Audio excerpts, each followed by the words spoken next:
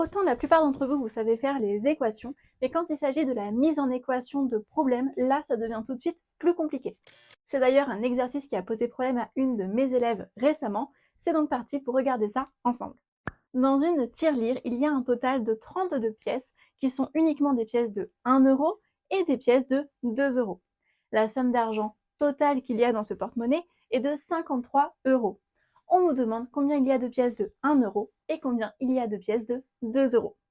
On peut faire ce problème de deux façons différentes, ou bien avec une seule inconnue, ou alors un système d'équation à deux inconnues si vous êtes en seconde ou plus.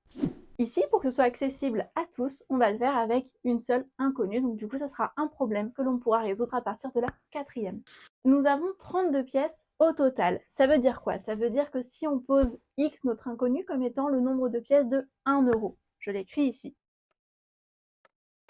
Dans ce cas-là, il y a 32 moins x pièces de 2 euros. Effectivement, vu qu'il y a 32 pièces au total, si x pièces sont des pièces de 1, le reste, ce sont bien des pièces de 2 euros. Et combien on calcule le reste en faisant une différence? 32 moins x, ça nous donne le nombre de pièces de 2 euros.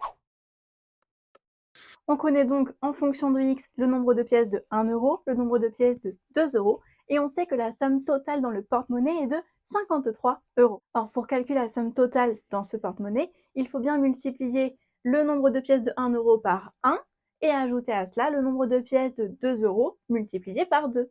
Je me retrouve donc avec l'égalité suivante. On a bien nos x pièces de 1 euro et nos 32 moins x pièces de 2 euros, ce qui nous donne 53 euros. Tout d'abord, pour résoudre cette équation, je dois développer et réduire le membre de gauche. J'ai donc distribué mon 2 sur le 32, puis sur le moins x. Cela me donne du coup x fois 1, x, plus 32 fois 2, moins x fois 2. J'ai en fait distribué mon 2 sur le 32, puis sur le moins x. Tout ça nous donne 53. Maintenant, je simplifie. Je me retrouve donc avec moins x plus 64 qui est égal à 53. J'enlève le 64 de chaque côté. De cette manière-là, j'obtiens moins x qui est égal à 53 moins 64. Donc finalement, moins x est égal à moins 11. Et maintenant, je peux multiplier par moins 1 de chaque côté. Finalement, x est égal à 11.